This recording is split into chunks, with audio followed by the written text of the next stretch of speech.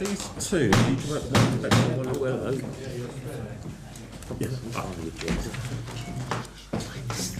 Good evening everyone and welcome to Bexhill-on-Sea Town Council full council meeting tonight, Wednesday the 18th of December.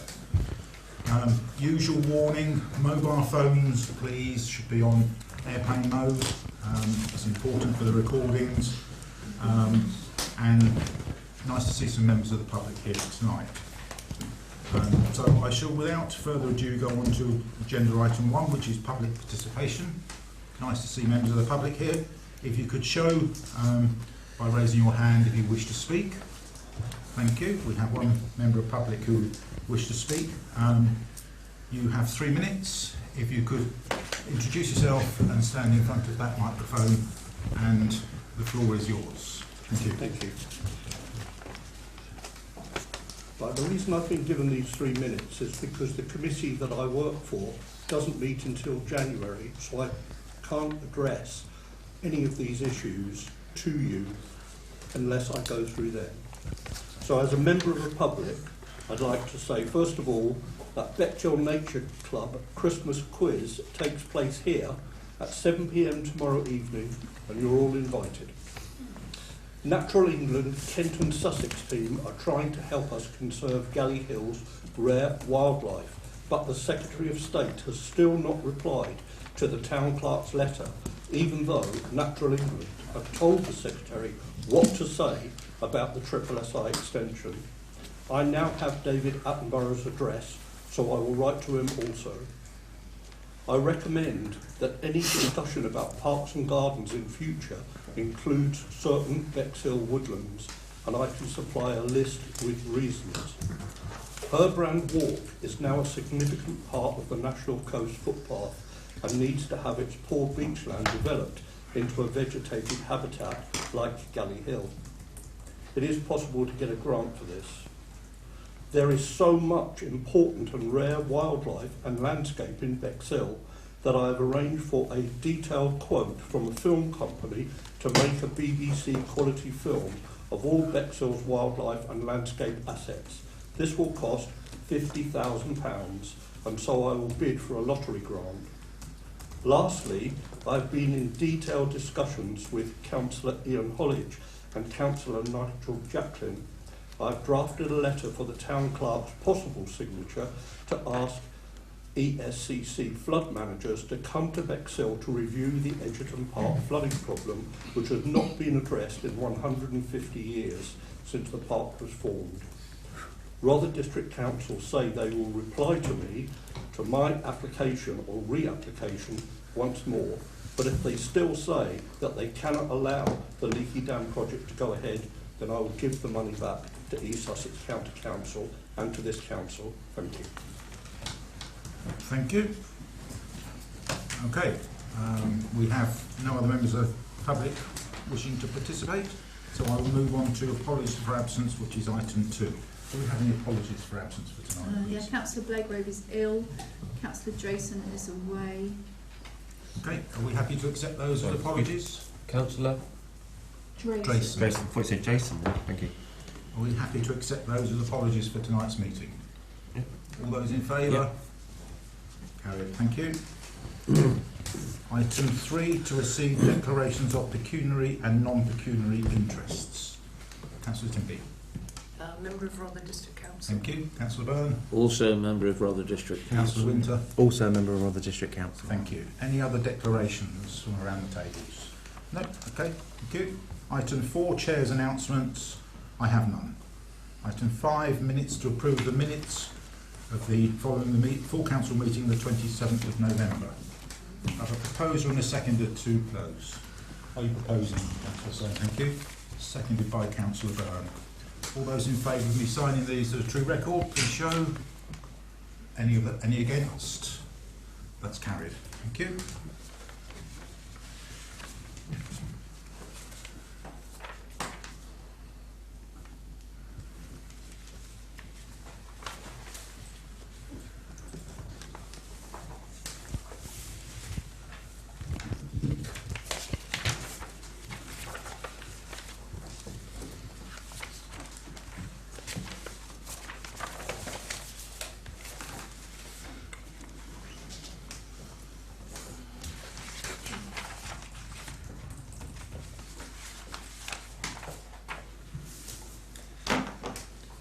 Thank you.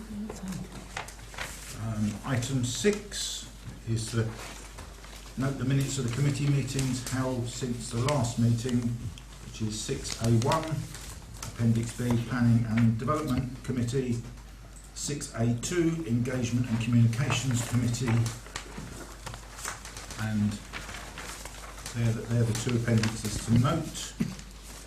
So they are for noting, so we'll move over to item 6B, which is to note current vacancies on committees. And at this point, I would like to change the agenda order, which is to bring 19A forward before we deal with 6B1.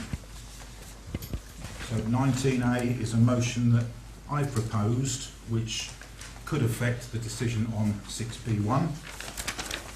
So if you're all caught up to item 19 on the agenda, which I'll read the motion, which is to ask that the town clerk prepares a document for full council to consider implementing a call-in process relating to planning applications as opposed for a review of all planning applications. This will enable ward councillors to take responsibility for planning applications within their own ward and permit all councillors to debate call-ins at full council. So I'd like to put a bit more substance behind that. As of April last year, councillors Drayson, myself and Councillor Brailsford and our clerk met to look at terms of reference, and one of them was to consider looking at the planning committee differently. It was decided at the first full meeting of last year to leave the planning committee exactly as it is.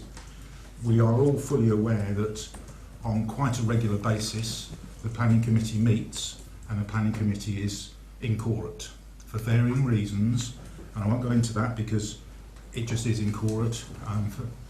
Is it because there's too many? Blah, blah, blah. But, so my suggestion is that we work for a call-in process, and rather than me explaining it so that everybody is fully aware of it, my motion is that we ask the town clerk to go away and prepare a one-pager as to how that could work to suit Bexhill Town Council. All the information is out there, it's easily accessible, and this would mean that we then wouldn't have a planning committee. It potentially would save money. We would have to decide on the neighbourhood plan and how that would work, because that's part of planning. But I think it's about time. We've left it since May to now, and the last planning committee meeting was incorrect. There's one tonight, and I think it'll be correct tonight, but it seems to be every other one.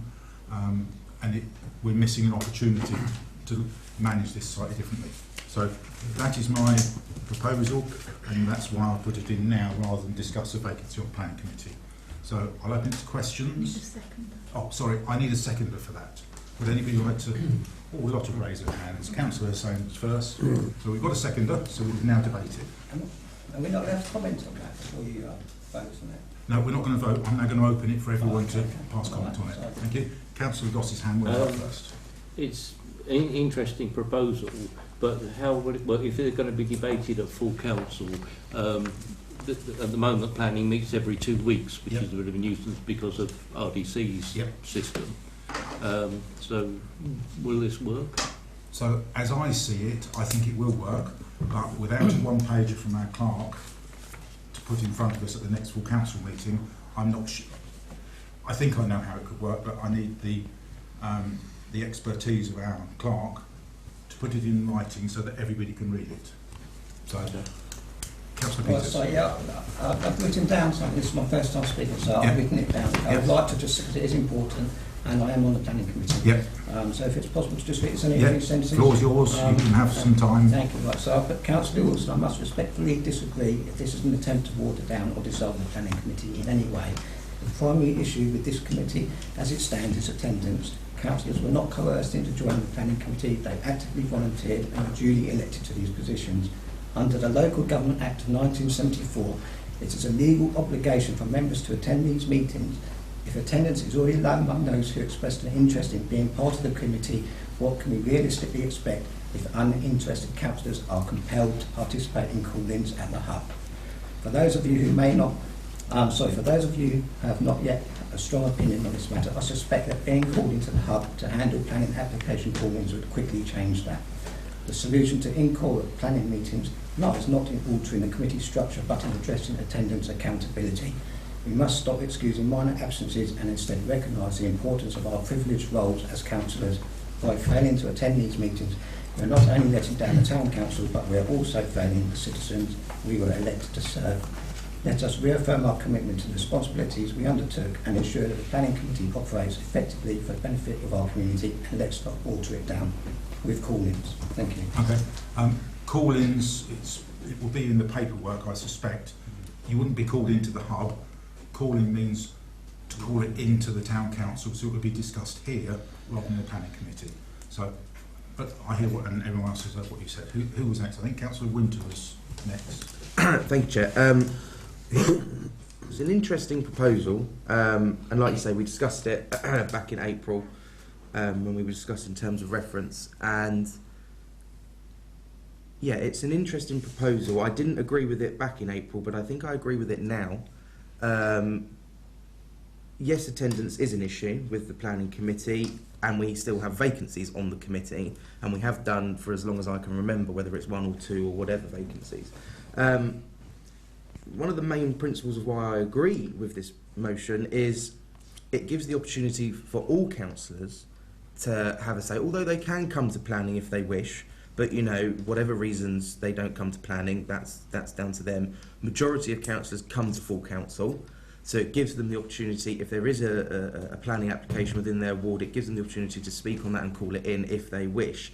And I think it gives more of a responsibility, as you've said in your motion, it gives more of a responsibility to each individual councillor to look at the weekly planning applications, what's going on in their ward, whether it's a conservatory or whether it's up for 500 homes. It takes the responsibility to each individual councillor to call in and then to speak about it at full council. You know, you look at a lot of parish councils, the majority of which are in Rother, the smaller ones, admittedly, yet I've been to, they always have planning at full council.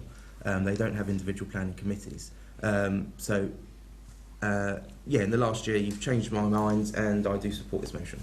Okay, thank you. Anyone else? Councillor Thomas. Why is it that at present majority of councillors probably don't even look at planning application? Sorry? So I take the point, yes. It's up to every councillor to look at planning applications for their own ward and then put it forward. Yeah, that's my proposal. Yeah. Councillor Bloom. Yeah, looking at the motion, it's just to get the information preparing us to consider going forward. It is not going forward with this. There are pros and cons, and I think they've been highlighted by Councillor Peters there, and Councillor Winter has highlighted some pros as well about it. Timing will be a crucial one on this because of the applications being presented to us in a timely manner.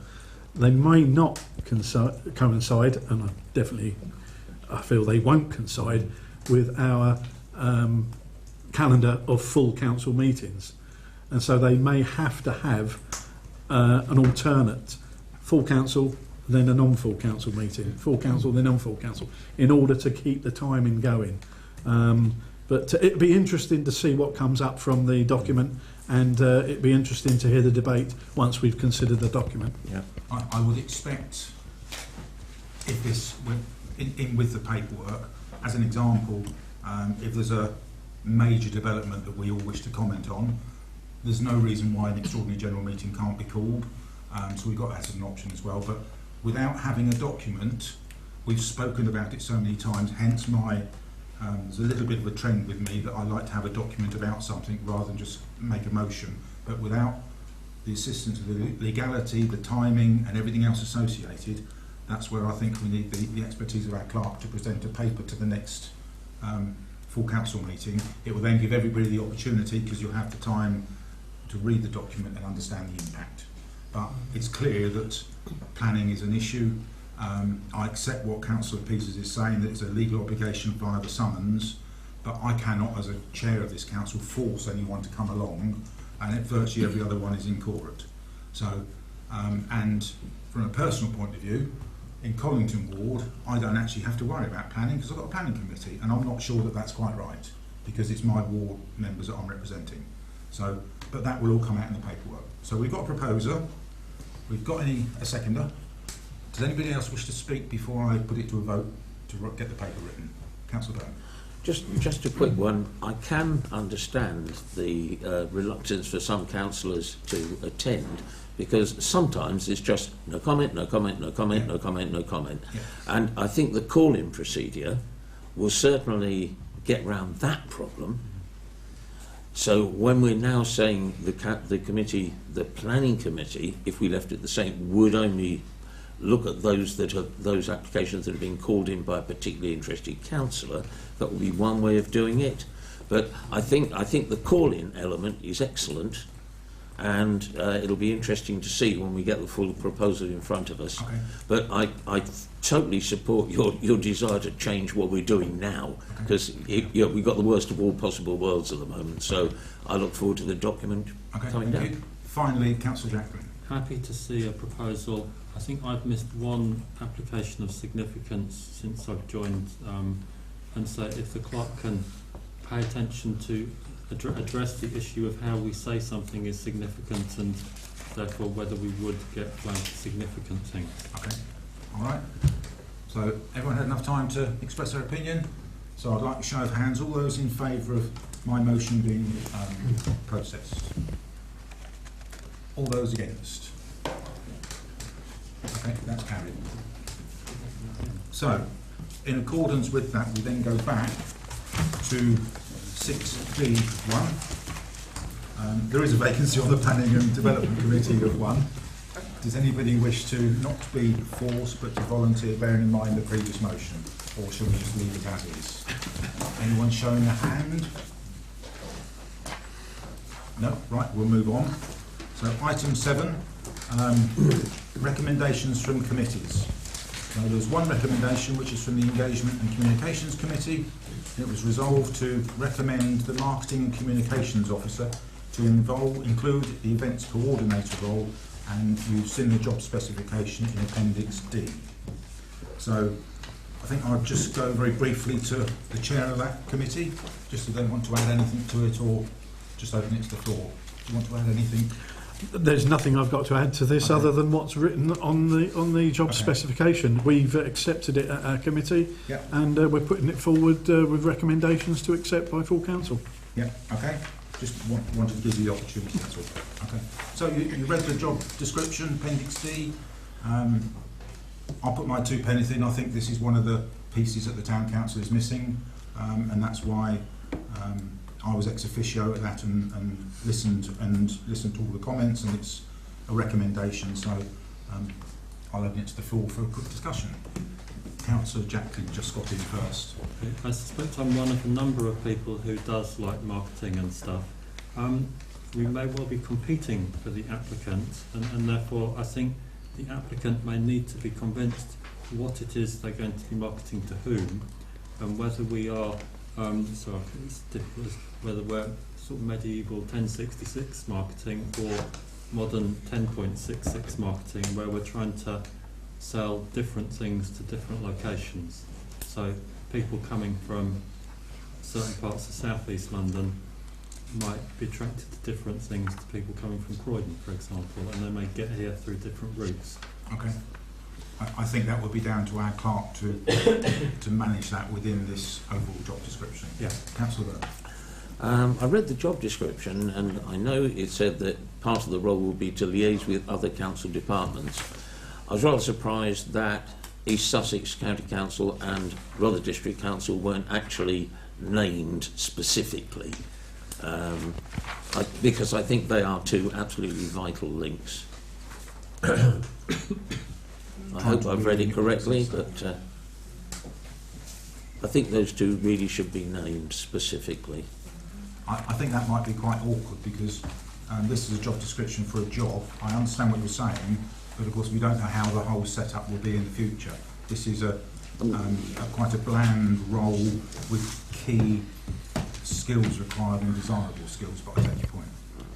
Okay, in that case, if it were,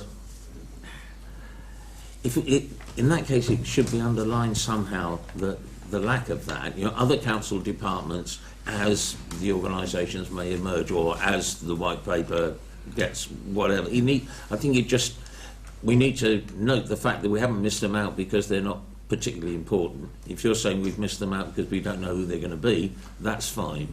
I don't think we need to be that specific because this is about our image and our marketing. And so, sorry. Sorry. I haven't got an eye that way. Councillor Huss. I just want to say that I'm happy to see on the key responsibilities the fact that they're going to be maintaining and updating the website and social media platforms. It's no secret that I've always wanted to do more on that side of things. I mean, I know we've got a monthly report that admittedly I myself as well don't add enough to for the paper, or even though I have done in the past, but something that we can do, maybe not daily but at least 2 to 3 times a week, to show what we have done and what we've been talking about. So I'm very happy to see that. I don't want to debate this too much because the committee's already proposed this to. So I'll take another couple of comments. Councillor Austin. Yeah, no, just I'm really pleased to really pleased to see it because it's been a huge gap for quite a while now. We're always hearing that we don't do enough to put ourselves out there and what are we doing and what we spend the money on. It's catch-22 because whichever way we do it, it's going to be wrong.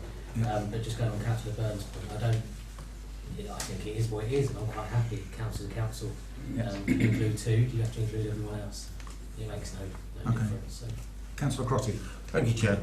Yeah, I think it's a great idea. I love the fact that it has on here about communication between the town council, residents and local businesses. Local businesses in my ward, or in our ward, always moan that they're not informed or didn't know what's going on until it's too late. So they can then go back to head office instead of going up later, extra staff. So I think to actually have local businesses are key involvement so they know exactly what's going on so they can promote it as well. Okay. So it's a good idea. I'm going to take one more. Councillor Jacklin. Is the solution to Councillor Burns' query to just say other organisations, which might include Sussex Modern and other marketing organisations? So we have to be careful because the committee's already accepted this and put it to full council. We can do some amendments, but we don't want to put amendments in there, do we, to make it too restrictive.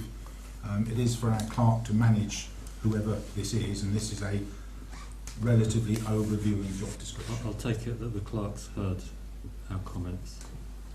Yeah.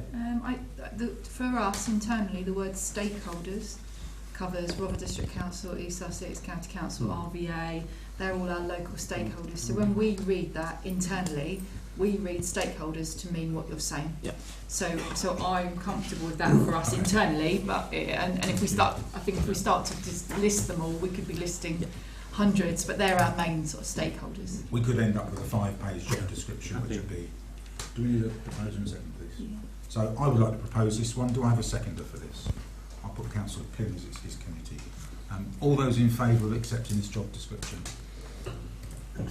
Any against? Carried unanimously. Good. So item 8, we move on to the Mayor's office. You've seen my report. Just want to make it very clear, it's not just the Mayor's office, it's the Mayor and the Deputy Mayor, because I couldn't get to all the places, and without having Councillor Hussain doing the stuff, so it does include mine and what Councillor Hussain does. So we've read the report, it is what it is, it's just informational, so I don't have anything else to add to that. Councillor Crotty. Thank you, Chair. I haven't got Appendix E. Oh, okay. Just, that could well be. When did you pick your pack up? It was dropped in my letterbox last week. Yeah, that's probably. I'd take that on the chin because I didn't send it until Tuesday because I was meant to be out Monday evening and I wanted to include my Monday evening. Yesterday? Yes. Right, okay. So that's probably why. So, but that could be dropped off. It's just information. We haven't missed out very much. So, we move on to item 9, reports from councillors. So, we have a county councillor here who, would you like to say anything, Councillor College? Okay, you have 3 minutes if you could head towards the microphone. Thank you. Thank you very much, Chair, and good to see you all. I'd like to thank Connor for his work that he's been doing in raising the profile of the A259 collisions, which seriously affect the whole of Bexhill because it stops people exiting, it stops people coming into the town. As you're well aware, it's a national highways managed road, strategic road network, so it's not East Sussex. Police responsibility for road safety. In my role with East Sussex, I've just finished along with other members of East Sussex, a speed limit review which is going to full council next year. Amongst this, we took evidence from the police regarding road safety. So it's something I think we all need to keep an eye on because it affects all of us, but it affects East Sussex roads when they're diverted onto roads that are completely and utterly unsuitable, and we can't make Sluice Lane better than what it is or Herbrand Walk. So it's an issue that I think if you have an issue with it, please come to me and let's share information about what we're all doing. And our MP, Kieran, is involved in that, and it's for him to take it forward. Devolution. The white paper came out yesterday. Hopefully everybody's read the full 100 pages of it. It's a fantastic document. I love so much about it. It's the best thing, to my mind, that's happening around the country for a long time, since 1974. It was right to review because the public can see quite clearly that our governance isn't working for them, for some of them. It works in many ways, but it could work better. One of the significant changes that's going to happen is the planning changes, and where they're taking the role from the planning committee and say officers make decisions. So they've set a path of direction. They've set a path, and we've got to try and follow that path and work out how we can navigate our way around that. However, the problem that we're going to have is that there's need to have people like yourselves, town council, become more important to communicate with the public, because people want to see local representation. You discuss the planning committee, and that's going to become even more relevant as it moves forward. But where you've got, for example, things that aren't working is parking. You've got Rother coming up with their rules, their times, their charges, their method of payment. You've got East Sussex On Street coming up with our method, different charges, different rates. It's bonkers. All the public want to do is arrive here and park their car. So that's a simple level where it's not working. The other one is toilets. You've got Rother, you've got Town Council.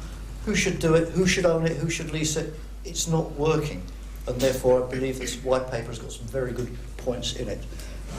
Town Board in it is recommending the long-term plan for town will continue. So the Town Board has been established, it works very well together, collaboratively, and that leads me on to your vision document that you're going to talk about later on. I've read through that, got some very good points in it, and it's about how we manage to address each one of those items under all those different agendas. But I do believe with the new system, it can work better, and we can get your vision for the town locally. The other thing about your marketing thing, very good. We want Bexhill marketed as its own town in its own right. So I think the marketing role that you're doing is very good. Any questions? Yes, Terry, Councillor. A comment, really. I think we mustn't fall into the trap of saying, well, everything could change, so we're not going to do anything for 2 or 3 years because we don't know how it comes out. So I think there has to be a warning at the one point. Yes, I'm looking forward to it, and I agree with everything you said about the clarity of organisation, making all sorts of things possible that are mired up between which authority does what. But it's going to be very important, I think, for all of us, especially on the Town Council as well, not to defer things with this, well, we don't know what's happening yet. So we've got to really stay on it, and but equally stay really well informed. And I'm sure Ian will make sure we are well informed as things get clarified. Councillor Jackson. Do you have a steer as to whether Sussex would be a combined authority sooner or later, and if so, whether that's... All those discussions are taking place. They will be submitted by the 10th of January, and after that the government will make its decision by the end of February. And it could be combined, mayoral, unitary. Who knows? If you've got an idea, send it to your local county council. I'd just like to say, I'm not sure how I managed it, but the stakeholder management I did for my own road where I live is managed to somehow get on the top 10 for consultations for speed changes for next year. And it's the only road in Bexhill, and I didn't use any influence in my position here.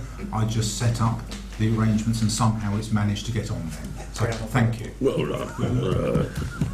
Any other questions to Councillor Hodditch? Councillor Crotty. Thank you, Chair. Just one.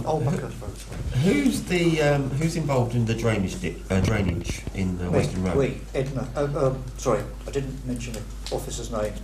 The emails are going backwards and forwards. We know a slit trench. We found water. No, Western Road. The drains. Oh, that's us. That's you, right? Yeah, Okay. fine. Thank you. Sorry, I forgot to mention Buckhurst Road, which has been my nightmare pain. We've dug a slit trench down there. Yeah. We found water. We can't find the pure source. We've got a problem with South East Water. We've done a chlorine test for the last year to try and work out who it is. They say it's not us, Governor. So what they're expecting East Sussex to do, because we've got the diggers there, is to dig out, find their leak, prove their leak, and say, oh yeah, okay, there's a leak, we'll repair the leak. No, we've dug your hole to find your leak and charge you for it. So that's on public record now, that South East Water, could be, I could be wrong, but we need to find it out. Well done. Thank you. Thank you. Thank you for being very open and honest and transparent, Councillor Hodditch. Thank you, sir. We have no district councillors tonight, so we'll receive ward reports from any town councillors. Anybody wish to speak? Councillor Crotty. Thank you, Chair. Basically, just in Central Ward, there's been 2 cases of possible planning applications not being followed through or not being done. So I'm chasing that up with environmental health. Anybody else wish to say anything? Otherwise, I shall move on to item 10, governance and administration. 10A, you can read what it says there. We're waiting for an update from Rother District Council. 10B, that was a motion I put forward. We're waiting for an update from Rother Council.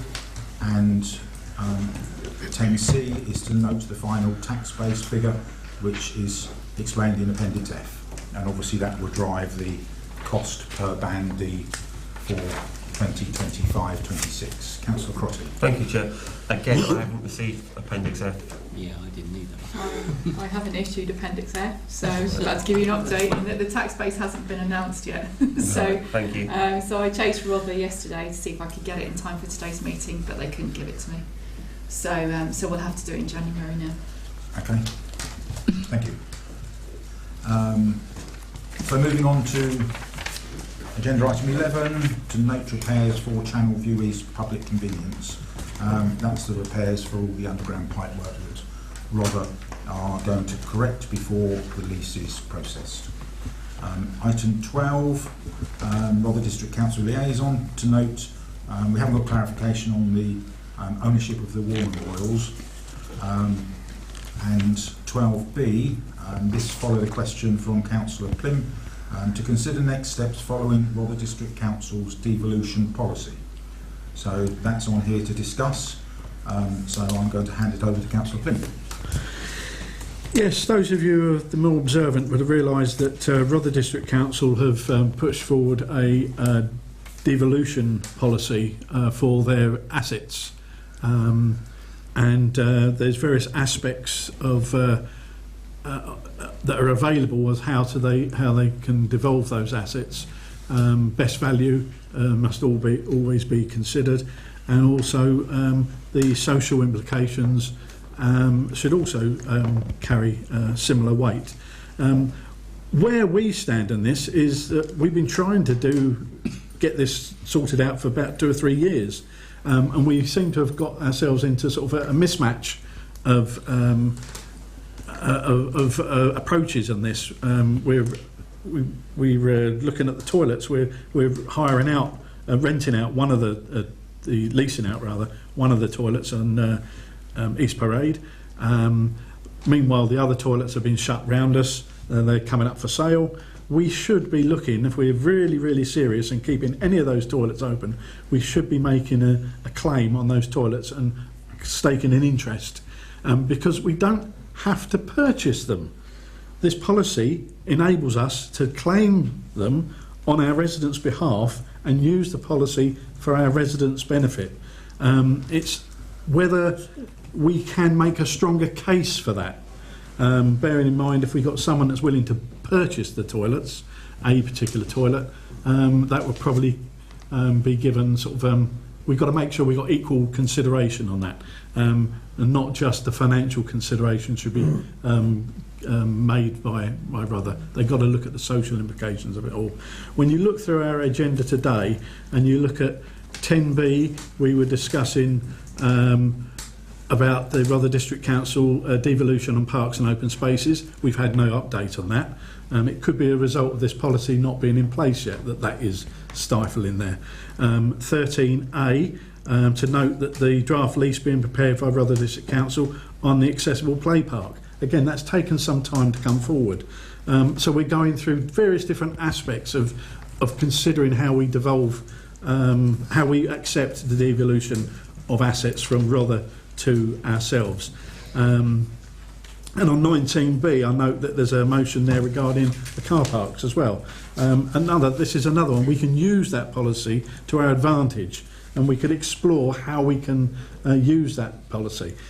So we need to decide as a council how we use that policy. Should we use that policy, and what should we use it for? It's up to us to decide. Okay. Couple of observations, if I may. The last decision that was made at this council was that we would only take them on leasehold, and at the moment the only option, this is toilets specifically, the only option is leasehold. There is a new process that Rother are going through. In my view, we have to wait for that process to follow through.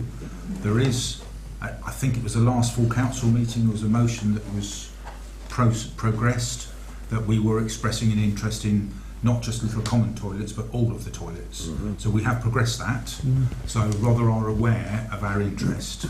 But in my opinion, we've got to wait for the new process that Rother have put in place to enable us to then know what to do. All the other things, I think the only way will be to take them one at a time, and we've got to wait for this process to go through. So, Councillor Crotty. Sorry, could I just come back on you on that one? The sad thing is, though, Rother have put the toilets up for sale already. So they Sale may or find, lease, they may find, yeah, or lease. Sale or lease. They may find a buyer before we get a chance to use the policy for our advantage. They And that's may, the sad thing. They may, but they may not. So, Councillor Sain. Yeah. Sorry. I do agree, but also at the same time, if they do find someone that wants the toilets, that will take a weight off of our shoulders, I believe, because their agreement would be that there would still be toilets there, I believe, for there. So it'd actually take a weight off of our shoulders if they're taken, and if they're not taken, and Rother see that they're not going to go, I think then that's our chance to say, actually, we'll do it, but we're not going to pay you that amount of rent because you can't rent it out. But the ones that they can rent out, let them rent out and make some money, and let the people run it without us having to put money into them. Councillor Crotty. Thank you, Chair. Yeah, I was under the opinion that Rother were just leasing the toilets, not selling them. It's neither or. Neither or. And also, if they're doing this as a like I say, a step that to see if there is any interest in the toilets. If there's not, then they can come back to us and offer a cheaper rate. That's correct. That's fine. Thank you. My understanding is, if there is no interest, then the value is zero because there's no business out there expressing interest in it. So that opens another door. Yeah. Councillor Jacob. I think we just need to protect against the perhaps rare eventuality that we may end up with no general purpose public toilets. I'd like to clarify whether the conditions of sale or lease that Rother are imposing require a public toilet or just a disabled toilet. I think it's just disabled, in which case... I believe it's two, a disabled and another. Okay. So there's quite a commitment for any business to take that on, to create all the building work behind it at their own cost, including providing a disabled toilet. The only issue is, of course, those toilets will only be open when that business is open, and it depends on what business that is. But that's going into the unknown. As a councillor, my view is we've got to wait for that process to take its course, because we don't know the answers. There may be nobody, there may be businesses come along, as Councillor Hussain has said. It's a win-win, because then Rother creates some income, the toilets are still open, and we don't carry the cost of X hundreds of thousands of pounds for the cost of it. We don't know. We're trying to make a decision, and when I look at 12B to consider next steps, we could consider it forever, but we're going into a world of the unknown because we don't know the answers at the moment. There you go, Mem and Hush. You can have a string of Bentley toilets. Through the chair. Sorry. Thank you. So, did you want to discuss that and consider it further, Councillor Pym, or where did you see the agenda item going? Well, I just hoped we'd be able to explore where we could go with it, but I quite take your point that we can't really go anywhere with it until a policy is there. And we have written expressing an interest in all. Exactly.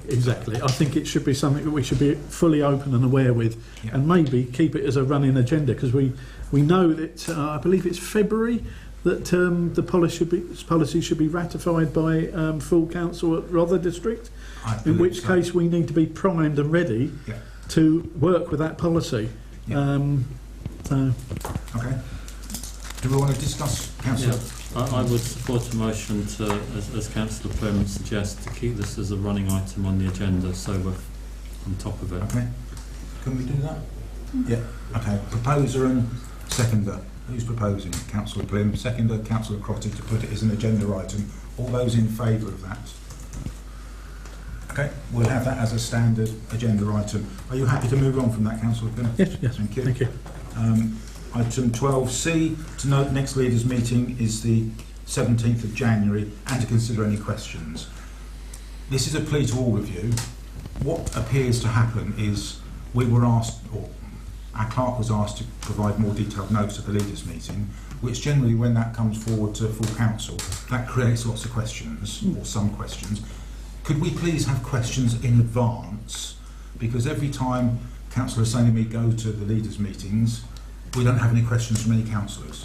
So if you do have questions, please submit them to us, because it helps us and it makes the town council look much more organised. So any questions you've got for us to take forward to the every other month meeting that we have, please can you send them to the clerk? It would be really helpful. That's a plea from me. Councillor Crotty. Thank you, Chair. Is there an agenda for these leader meetings? The agenda is in effect the headlines from the previous minutes and notes that we send out. Right. So if you look at the notes that have been sent out, that's in effect the agenda, and it's just updated. Right. So it's a standard agenda.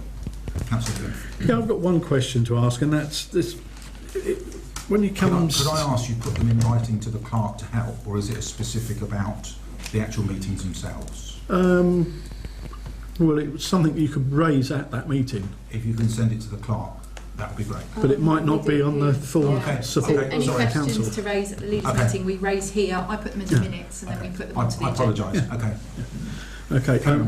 I wondered whether we should consider the ownership of the beacon, because it's caused a lot of animosity over the past couple of weeks with regard to a individual that sort of took it upon himself to set fire to the beacon.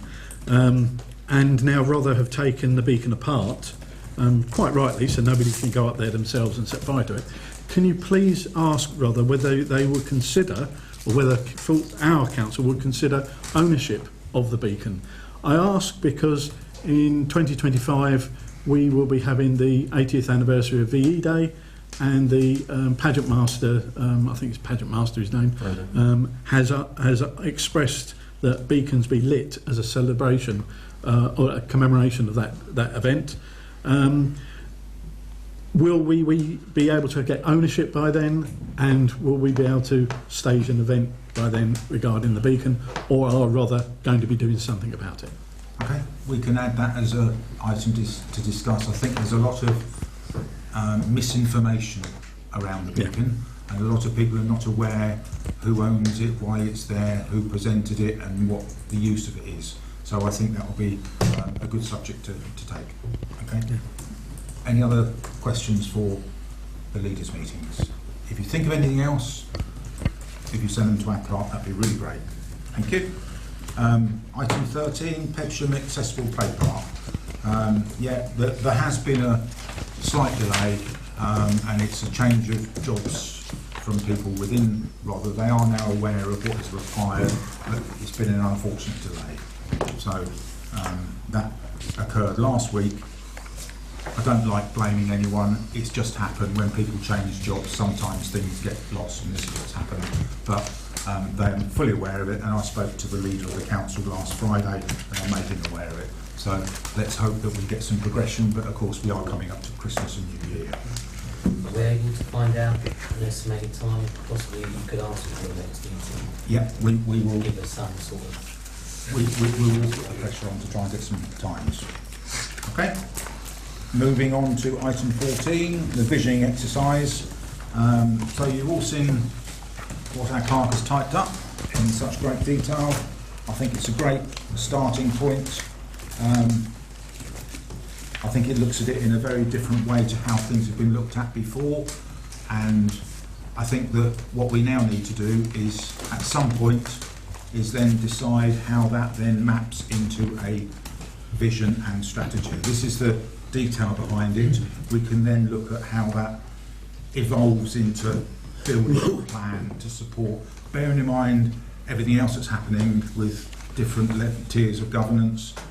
This will enable us to put Bexhill Town Council right at the forefront of where we need to be with an organisation set up. So this is the first phase. We were never going to get everything done in 1 2-hour meeting, and I know some people are not overly disappointed it's in the public domain, but it should be in the public domain because it shows what we're actually trying to build and create here. So what I think the next stage is, at some point next year, when there is some time available, is to set up another one to then review all of this and see how we build it into a vision and strategy to see where we're going to do, prioritise it and build a proper plan from there. But without this piece of work and without the 2 hours that 2/3 was spent coming up with these great ideas, we wouldn't be in this position. That's as I see it, but I'm open to discussion, but I think this needs to now move on to another session, probably February, March. So I'm happy to have any discussion if anybody wants to. Otherwise, that's what I propose. Councillor Byrne. I think it was an excellent document, an excellent sort of distillation of what was, albeit a fairly rambling conversations. But I think Julie has done a really good job on turning it into a document that we can work with. Yeah. Okay. Any other questions? Otherwise, I'm going to move on. Councillor Crotty. Thank you, Chair. It was just, apologies I couldn't attend that. I was babysitting a puppy. But when we were talking about the accessibility group as well, about creating QR codes, is there anything we can do for Braille as well? Potentially. Okay. Yes, and it will be an evolving document. This, it's not, nothing is fixed in tablets as stone. As other things within any town council changes, then it can be added in, etc., etc. It's like an evergreen scenario. But so we're all happy to have another session when our clerk has time, because she's settling in new staff, etc., etc., and got equipment and things. So I'm probably thinking February, March time, somewhere around there. I can do earlier. Okay. So the staff members come from another council, so there is. Okay. We're all good to go. So we'll leave it to you, so Julius. Do you want a date in January to get going with it? Ooh, I would have thought that was too soon. Let's say February. February? Okay, Yeah. so date in February, Wednesday evening, and we haven't got a meeting. Yeah. Yeah. Great. Okay. Happy to move on? Good. Item 15, the Post Office, to discuss repercussions of the possible closure of the Post Office. Of course, it shouldn't really be the Post Office, it's Post Office counters. And this is Councillor Pym following your question of the last meeting. So, do you wish to say anything, or? Yeah, just point out sort of bits of clarification really. There's lots of misinformation out there regarding this. Royal Mail and Post Office are two separate companies. The building that our Crown Post Office is located in is owned by Royal Mail and not Crown Post Office, and therefore it is not a given that building is going to come vacant. There's lots of information going on. I've had people stopping me in the street as a postman saying, "Are you going to be all right? Are you okay?" They seem to think that the postmen are all going to be disappearing out of Bexhill and we've all lost our jobs. Nothing like that at all. it's not like that at all for the post office either, because they've not had their consultation process yet. An information document was bandied about with 117 post offices on them, 7 of which had already been closed. The remainder are there to be looked at, and they are an overhang from a 5-year programme that the post office has been running through, and our branch happens to be on there. What I think we should be looking at as a town council is, if it did close, will we be in a position where we could look at it and go, actually, like Hailsham, we could run that service, we could run a post office. But we can't look at that. We're back to the same situation as we were in the previous question, that we can't really consider that until the consultation process is there. So I would like this council to fully cooperate with the post office over their consultation process and make the town more aware of the official consultation process rather than any other routes that are developing at the moment, because that's the only one that will count, is the official consultation process. There are links I sent round to everybody during the week for that process. I've spoken to various people within Royal Mail and the post office, and neither of those groups of people know when that process will start. I would like this council to contact the post office to ask that we are included at the earliest opportunity in that consultation process. Okay. Just a couple of comments. I was one of a few councillors that met with Dr. Kieran Mullen, and he is on the case at the highest level. He's got a direct meeting with the minister involved with this. He's asked direct questions to Sir Keir Starmer. He's also created a petition, of which there's 3,500 people that have signed that. So there's a lot of things already happening to protect. And I cannot see Bexhill not having post office counters somewhere, somehow, because from what I'm hearing from residents that I'm talking to, it affects businesses. Virtually everyone in Bexhill goes into the post office at some point in the future. I'm not disagreeing at all, Councillor Prim, with your thought process, but I'm not sure when that should happen. I personally believe that we should be in a position that when something happens, we should have an EGM and act quickly, somehow. Because at the moment, we have no idea. I don't even know whether we're on the list of statutory organisations to be consulted, but you would think we would as a town council of Bexhill. But we know that what happened with North Eye, we weren't on the statutory list of consultees. So this is to discuss. It's not a motion within this. So it's a massive risk to the town of Bexhill. Councillor Sane. I think just Councillor Plim was just asking if we could go on to that, though, wasn't he? Is that just to be made aware if anything's going to... So we're dealing with the item which is to discuss. We'll get some potential motions out of that, I suspect. Did you have your hand up? Yeah, I thought maybe Councillor Plim should have declared interest being a union rep and a post worker for that service. I was under the impression that the lease was running out end of February next year on the building. No. Nope. And I think that's where we have to be really careful. Lots of misinformation being brought about by people that haven't got a clue what they're talking about. Yeah, so that's where facts are important. Councillor Carroll. Thank you, Chair. I agree with Councillor Plim. I think it's with the closure of all the banks, there's only one place you can really take your money to now to bank it and to get it into the right places. Post office are not just vital to Bexhill, but they're vital to every part of Bexhill. Yeah. Sidley's post office, Women's Drive, Little Common, they all serve a purpose to the community. And I'd rather be have as much information before something happens, and then we can be as reactive as possible and as quickly as possible. So I'm with Councillor. Okay. Councillor Thomas. I lived in Hastings, quite close to the post office. The post office, it was closed years ago, and they just reported that it's up for sale now.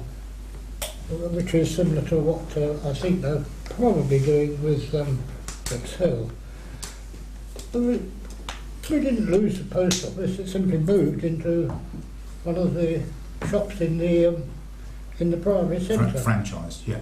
Yeah. Okay. Councillor Jacklin.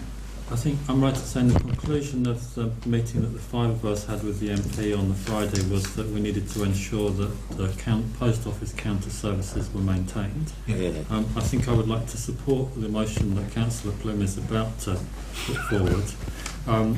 We kind of need a two-pronged approach. The MP is going at it, and if the post office is a corporation and it has its standard mechanisms, as the town council, we should work with those mechanisms to ensure that residents' views are represented. I think this is different to North Eye because the decision maker, in this case the Post Office Counters Limited, has a means of consulting with residents. Yeah, and you're right, it is different because Post Office Counters is a limited company. Councillor Al. I would also like to agree with Councillor Jacklin and Councillor Plym, and also the fact is, and Councillor Plym pointed to this as well, there's a lot of misinformation out there. We've heard a lot of people saying a lot of different things on social media, in the street, people that I've spoken to. No one really knows what's going on, and I think it is down to the Town Council to find out officially what is going on and let the people know. It's what we're here for. If we can't do it for them, who will? Okay. And for ourselves, even on this table, there's a lot of misinformation and non-understanding about what's going on, so I think we should look into it. So the heading says to discuss repercussions. We've discussed. Do I hear any motion coming forward from you? I'm formulating one, writing something down here and in my head. I would like this council to contact Post Office Limited with a view to assist facilitating and be part of the consultation process that they envisage carrying out. But I don't know if that's worded right. Consultation process. Yeah. Yeah. Okay. Have you got some words for us, Councillor Plym's? So you said a resolve to contact Post Office Limited with a view to assisting and facilitating and being a part of. So we need to... I think it's to promote their standard consultation process and to ensure that residents get correct information. To promote. Yes, I think that's, yeah. We need residents on board with this, don't we? Because it can't just be us 18, part of the corporate body. We need to get as many residents behind And us. that's what we need. We need to act as a conduit for that consultation process. Yeah. But we also need the Post Office Counters, or Post Office Limited, to recognise us as that vehicle. Because otherwise we could end up in a North Eye situation where they totally disregard us, not because they don't like us or anything, but because they assume that it's the district council that they should talk to. Yeah. So we just need lines of communication open. Okay. So to contact Post Office Limited to request that the Town Council promote their official consultation process to ensure factual information is available to residents. And to us, because we don't want basically not to get second-hand information. Yeah. It comes straight to us. To ensure we're included in the consultation to enable our promotion of. Yeah, we all know what we want out of this. It's just getting the wording right to ensure that... It's so that we don't hear from someone else, that we get it Exactly. The issue is to vote on something. We need our clerk to read the words out to vote on it. And I'm very aware that we're putting our clerk on the spot to try I've taken all the words and it's a bit tricky this one. How about, so you want to ensure the Town Council is included in the official consultation process to enable our promotion of that process, such that we can promote it to residents and provide correct information. and is given the tools to promote this. I think we need to say that we need to establish Bexhill Town Council on the list of official consultees. And I think there will be a list of official consultees. I don't know whether that helps in any way. It might do. Councillor Thomas. Yeah, my point is regarding the rubbish that's being strewn around regarding this, that we ensure that the Observer and also the Bexhill News hold the correct view. Yeah. Well, most of those take it They from publish places whatever like they want. ours anyway. So. How are you getting on? The result, a contact post office limited to ensure the town council is included in the official consultation process and is given the opportunity to promote factual information to residents. Yeah. Yeah. Okay. That's exactly what I was going to say. Yeah. Well, thank you very much. So that's Councillor Quinn's motion. Do we have a seconder for that? A lot of hands going up. Perm anyone from 5. It's seconded anyway. All those in favour of that motion, please show your hands. Any against? Carried unanimously. Thank you very much. I'd like to thank the clerk for being very rapid at coming up with the words, and it's in a really important subject. So, moving on to item 16, Sidley Leaky Dams project. So this is Councillor Jacklin to consider ways to support the continuation of Sidley Leaky Dams that we've heard about already this evening, and I know some work's been done already. So, Councillor Jacklin, would you like to? It's a question from the last meeting. Yeah, so I think there are 2 asks here. The first is to write to Rother and East Sussex to, let's call it, bust some hold-ups, and the second is to plan a contingency in case there are problems. So if I start from the beginning, I think whilst the leaky dams would be in Sidley, the purpose of them is to reduce the risk of flooding in Edgerton Park.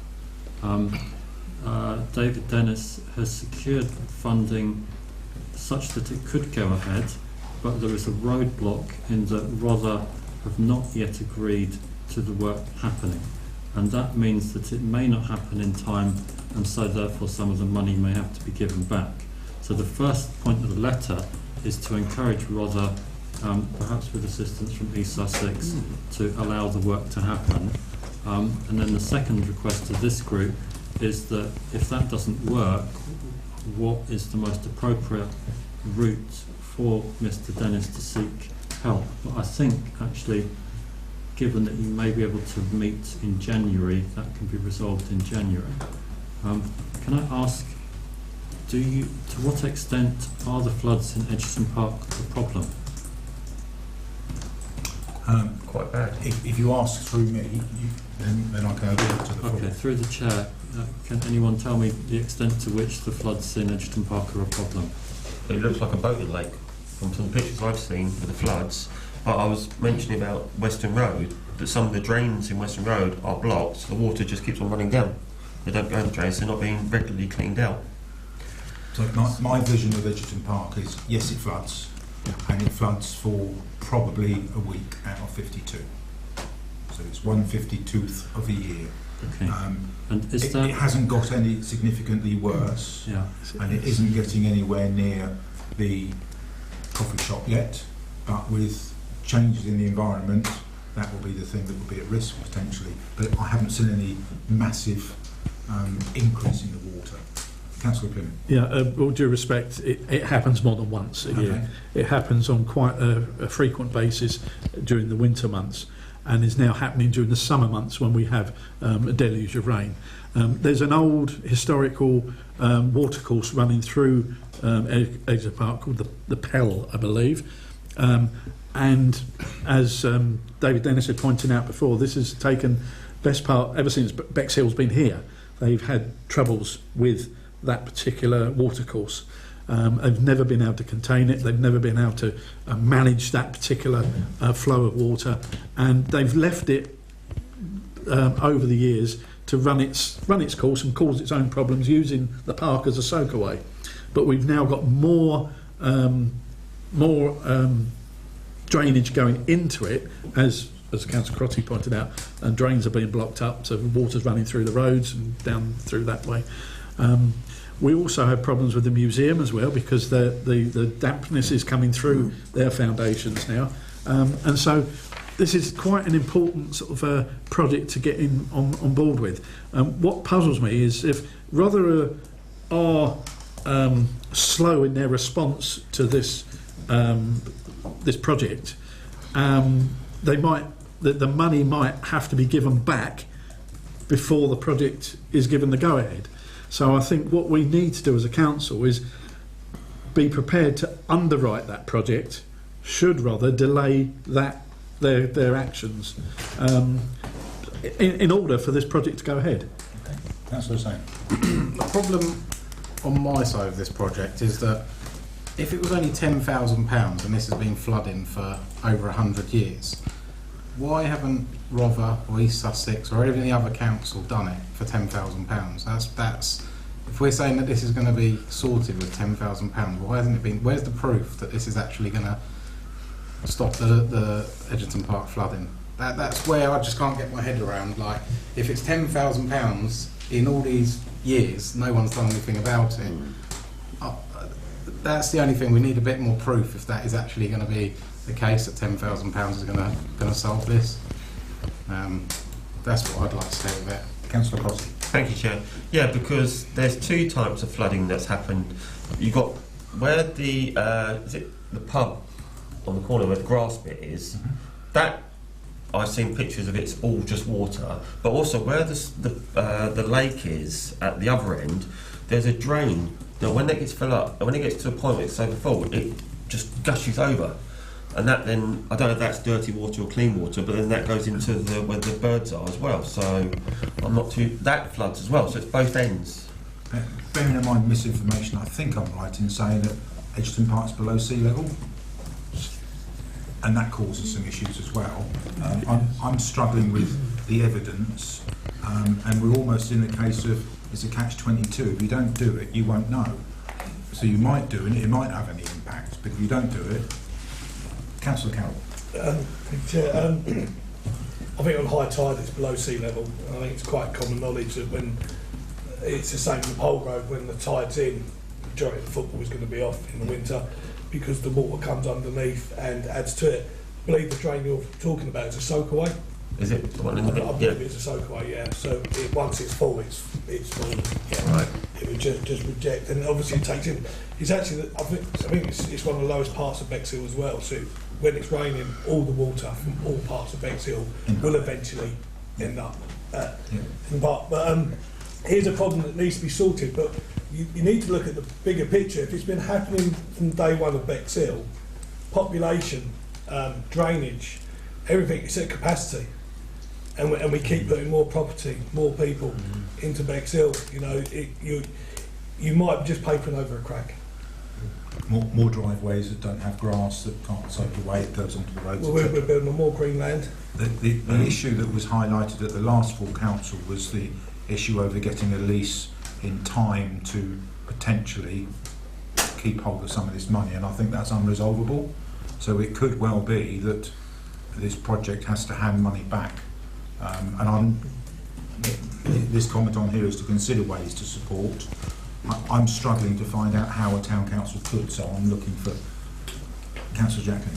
Okay, so I think I'd like to put forward a motion, which is that the town council writes to both Rother and East Sussex, asking them to enable the work as proposed to go ahead in Q1, prior to the bird season. Okay. Councillor Sain. Could I just ask a motion? There is another motion you could do here. It's that you could maybe ask Rother to extend that time of giving back the money. That would probably be East Sussex. Sorry, East Sussex. Sorry. Okay. Sorry. Councillor Thomas. The big problem is that the water behind the dam, once that's full up, where's it going to go? Somewhere else. One action creates a reaction. Yeah, that's fair point. Through you, Chair, is there a timescale when this money will need to be given back? I mean, we've got 2 people in the room, we could maybe source. The money goes back to East Sussex, and I believe it's the end of March. Is that because of elections? I don't know, and that could change because of the white paper. So I'm going to go back to Councillor Jacklin because he started to dictate a motion which our clerk's going to have to type quickly, and then you have to find a second before. So I've got to remember what I said, yeah? That the town clerk writes to Rother and East Sussex, asking them to enable the work that has been proposed to be undertaken in Q1 i.e. prior to the birding season. Okay. Within that motion, could you also ask for an extension of having the money paid back? If it's not, if they say no, can they have an extension as to when the money's paid back for us to then be able to actually deal with it on that? Quite good to ask Mr Dennis what he thinks. Yeah, I'm afraid you can't without, unless it's the wish of this council, and I can close the standing orders and ask some questions. Yeah.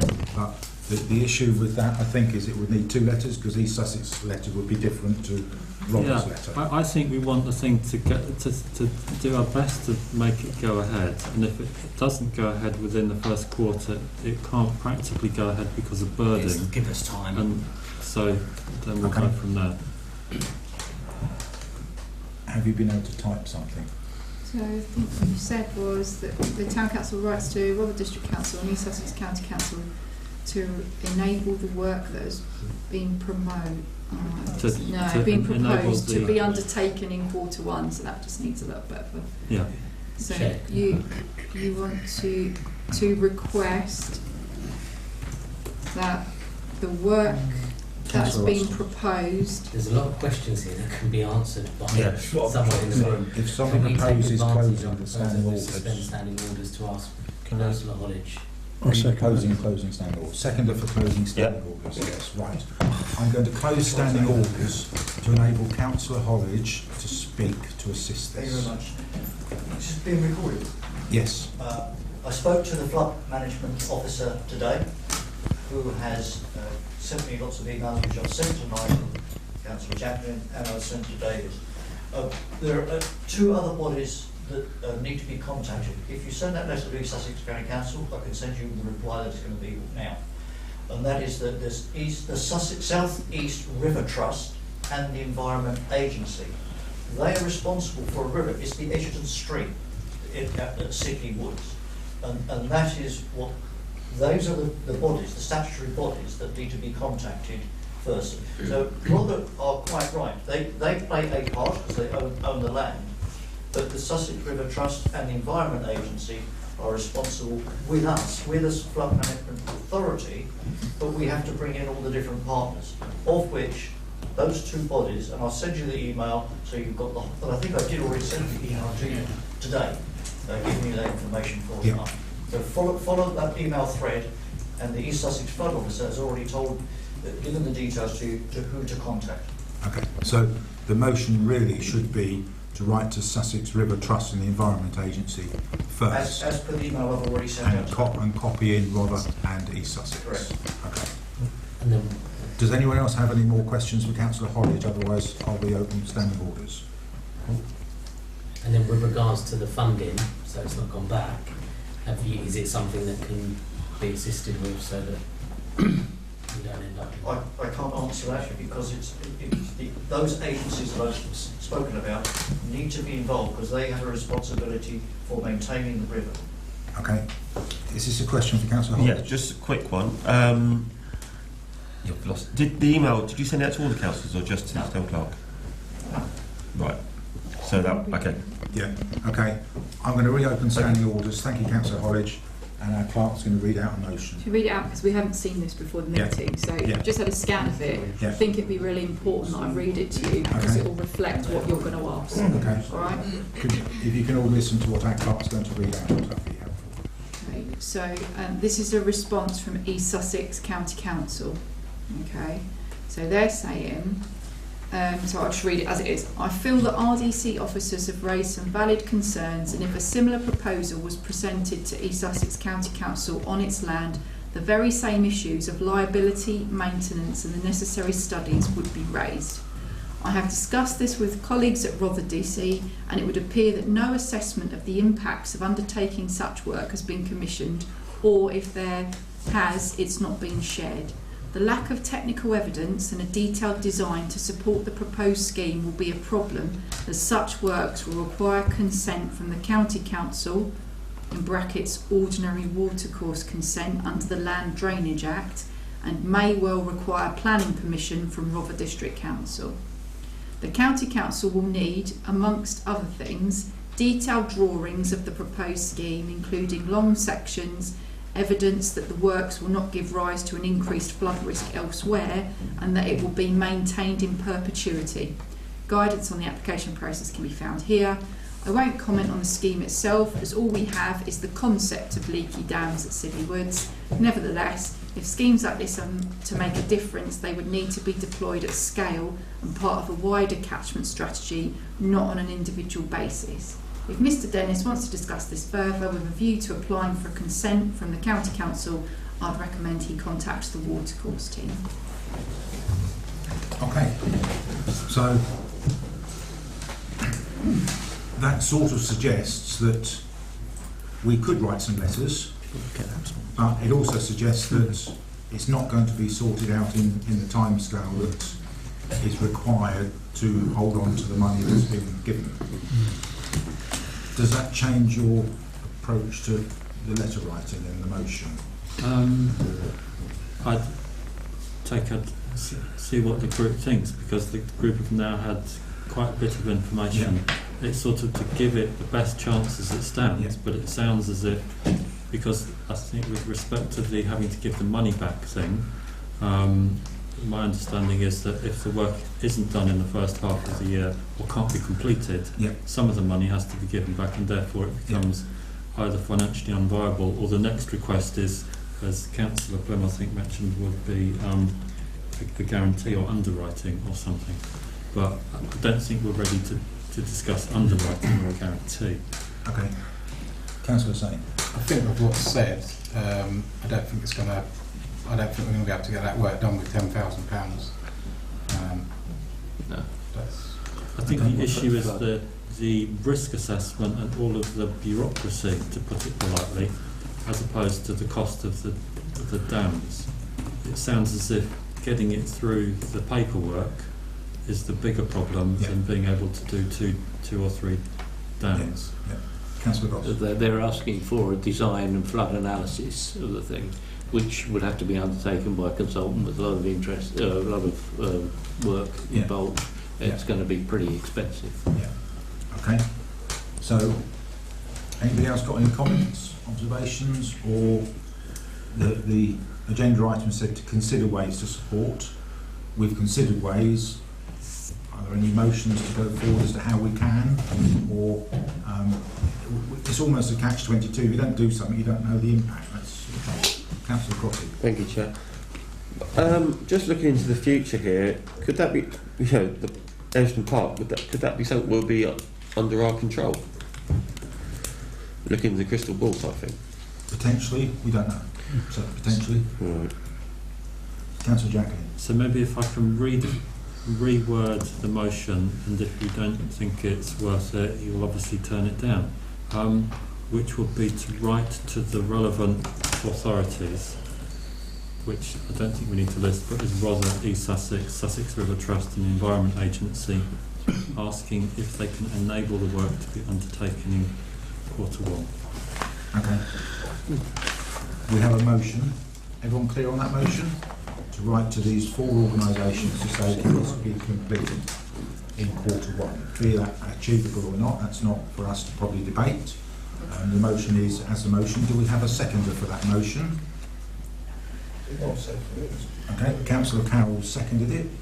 So, unless anybody else wishes to say anything else, and there's no hands going up, it will be a vote as to whether we wish for these 4 letters to go off. All those in favour of those 4 letters being sent, please show. 1, 2, 3, 4, 5, 6, 7. All those against? Abstentions must be the rest. Okay, that's carried for 4 letters to be sent asking if this can be supported and in the first 2 months. Okay, I move on to item 17, the North Eye Asylum Proposal, which is a standard item that's on the agenda. 17A is to note that we've now had the official reply from them. So that's just for notation. And 17B to note the Home Office decision is not to use the North Eye site.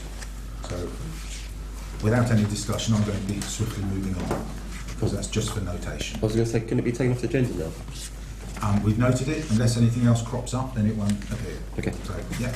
So item 18, external representatives. So 18A, anything from Councillor Jacklin or Councillor Thomas about that?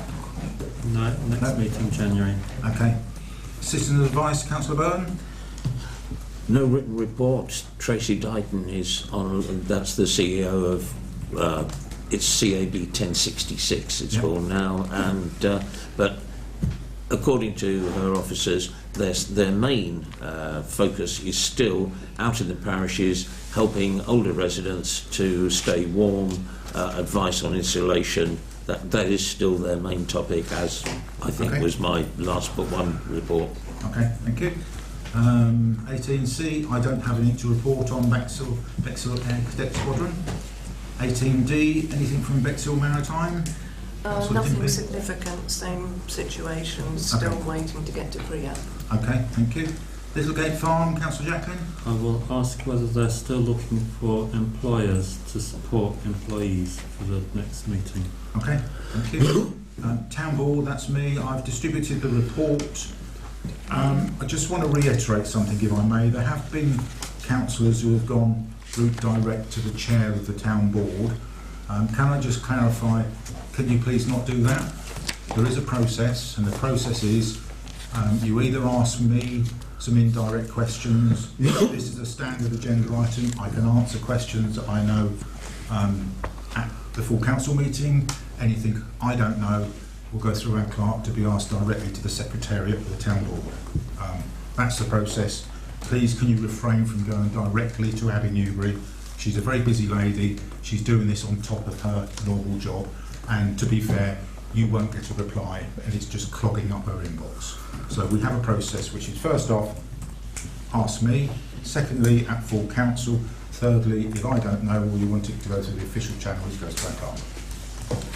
So moving on swiftly, 18G, there's been a request by Chamber of Commerce just to confirm they've got some money, and 2025 is their 100th year anniversary, and they want to leave their mark for the 100th year in Bexhill, and they've set up a panel, and they've asked whether I can be on that panel to, it's a non-voting panel, it's just there for, I've got no powers, no authority, but they've invited me to be there as a town council so that they can ensure that they're not doing stuff that we're doing and the town board aren't doing. They've invited me to go on it.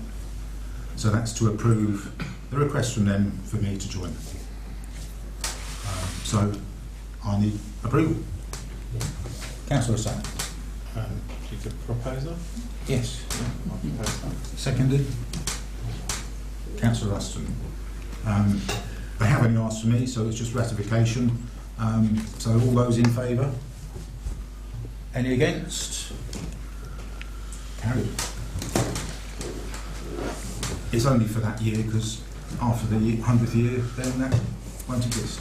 So, on to motion 19B, me, to consider contacting Rother District Council with regard to devolving the car parks in Bexhill that are currently free of, meant to be charged for its users. So, I did consider withdrawing this, but I think I'll just leave it there and see what people think. Currently, Rother are going through their budgetary consultation, and part of that changes the behaviour of some of the car parks within Bexhill. And we haven't expressed an interest in devolving the car parks. And is it the wish of this council to do so? It may not be an option, but if we don't put it on the table to discuss, we don't know where it might go. So that's where I am. To be able to discuss it, it needs a seconder. If it doesn't get a seconder, I'm quite happy if it disappears. Anybody want to second it? Okay, seconded. But we can discuss, and then we'll. So, what do people think? Do we want to express an interest in taking over the car parks? I think it would be a good idea, but I think it's highly unlikely that Rother will pass them over because it's one of their main incomes. Okay. Okay. It's only the free ones I'm talking about. Oh, okay. It's not on my agenda, so. Oh, okay. It says currently free of charge for its users. Councillor Crotty. Thank you, Chair. Why is it just the free of charge ones? What about all their car parks?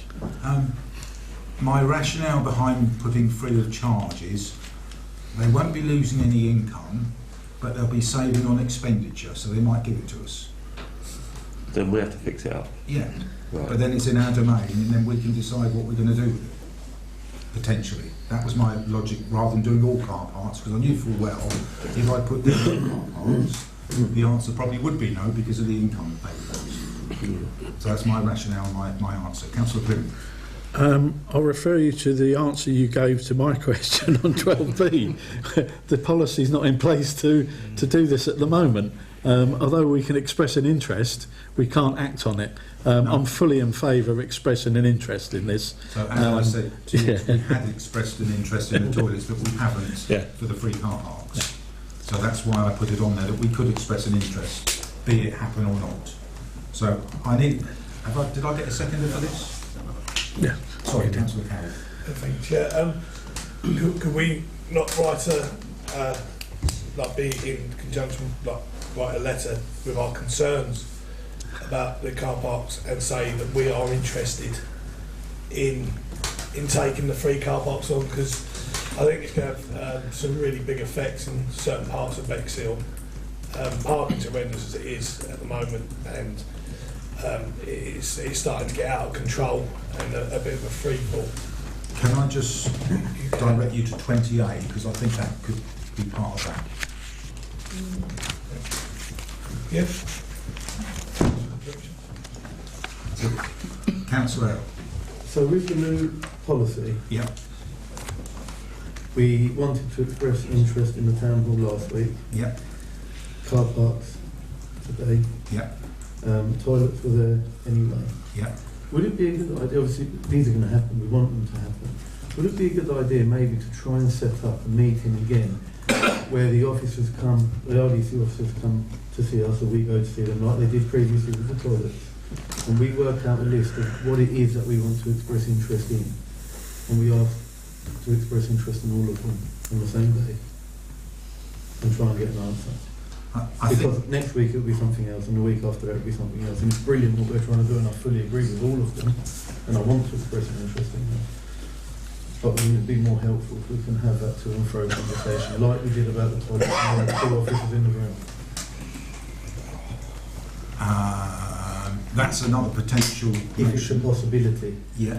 I think we I should. wouldn't mind putting it through as a motion. We should be aware that realistically, rather are interested in devolving all non-statutory services, so we should all know what those all non-statutory services are. Rather than asking them one by one. There aren't many left that we haven't expressed an interest in, because we've expressed we're building a package of what the parks and gardens are. We've expressed an interest in the toilets.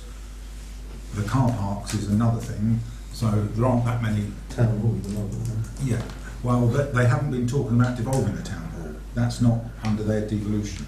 That's something that we've asked for. So, Councillor Jacqueline.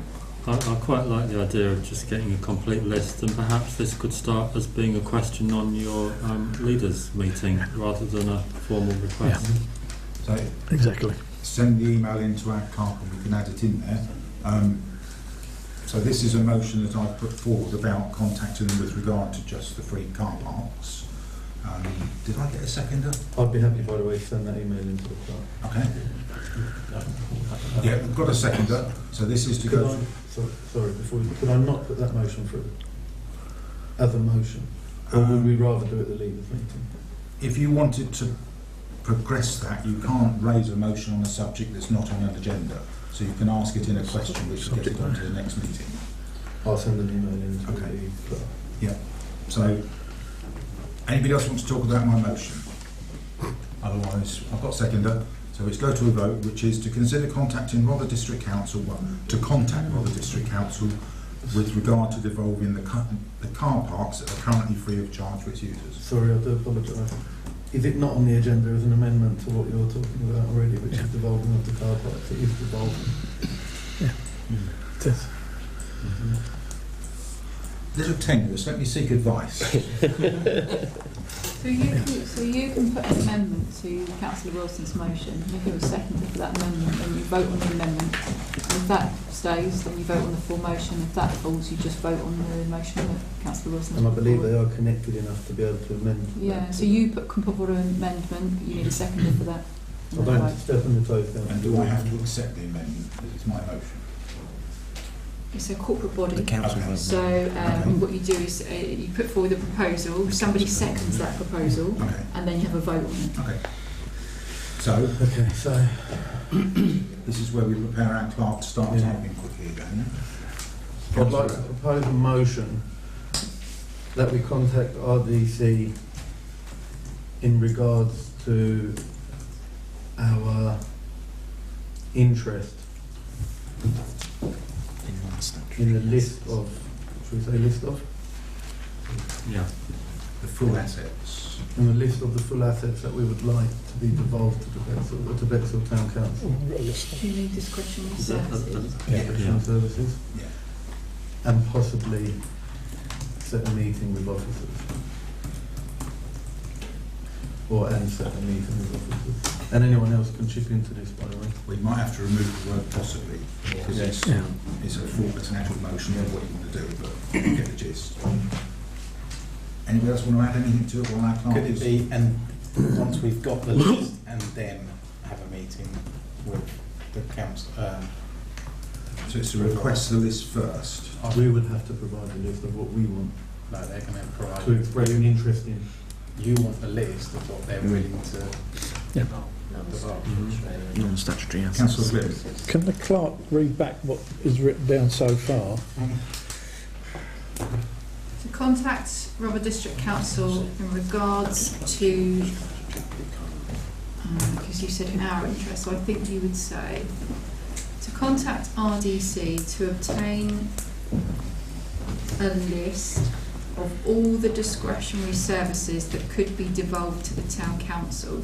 Once the list is received, Town Council will then organise a meeting with officers to discuss the to discuss an expression of interest in.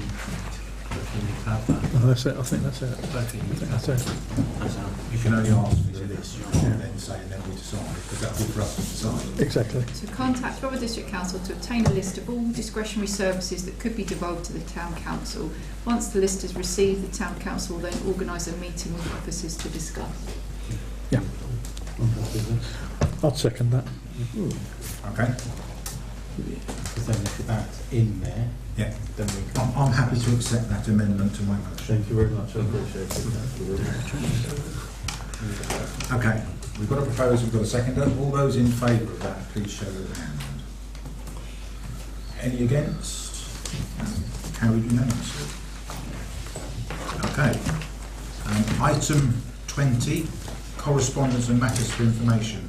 So 20A, Rother District Council budget consultation. The deadline for our response is the 10th of January 2025. So this is for us to corporately respond to the District Council's budget consultation, and that has to be decided upon tonight. And that's where I think Councillor Carroll's comments around some of the decisions that are made. This is our opportunity corporately to reply to Rother with our view over the budget consultation. So I'm going to open it for debate to see what we want to put forward to Rother. I would just add that sometimes it is quite awkward when you look at the analysis of consultations and the order that consultees are listed. We can always see that Bexhill Town Council very rarely reply to consultations. And this is our opportunity, because beginning with B, we're in the top 3 of parish councils. Behind, I think, it's Ashburnham and one other, and then it's us. So it's obvious, and I find it quite difficult sometimes when I look at the results and we're not on there. So, and the consultation's been out for 6 weeks. It's on here as an agenda item, so you've had, since the agenda was issued, to look at it. So what do people want to respond on behalf of the Town Council? Councillor Ruston. Did we not discuss this at a previous meeting and we agreed that councillors would complete it? We have discussed consultations generally, but corporately, I'm uncomfortable, if you like, with Bexhill Town Council not being listed as a reply as to what we think of the District Council's consultations. Because realistically, I don't see how we can come up with a response in now. Well, it's been out for 6 weeks. But I thought that given that we had previously discussed that individual councillors would complete on behalf of their wards, again, I don't feel we can come up with a response that speaks from us as a corporate body in this meeting. Okay. Councillor Flynn. Yeah, I don't think we should beat ourselves up too much about the consultation process and our name not being on the list. The consultation process is such that there's no response, so we wouldn't know what the reaction is. What we're doing as a council at the moment is provoking response by actually passing motions, passing them up to the council and having our say on what we want out of this. If we wrote to them and said we're disgusted about the car parks being sold off and charging people for the car parks, well, we put a motion in place to say that we protect those car parks by devolving them down to us. So we're actually working as a corporate body and we're getting response. So I wouldn't beat yourself up about not being on a list of consultations. What we're going to say, we don't agree with this, we don't agree with that. Are they going to take any notice? Do they ever? But that's the whole point of a consultation, is to reply. But I take your point about Councillor Byrne. As a result of the consultation will be reviewed, the responses will be reviewed by Rother. So yes, they do take notice. The council will look at those and the overall responses and a distillation of the response will be presented to Rother Council.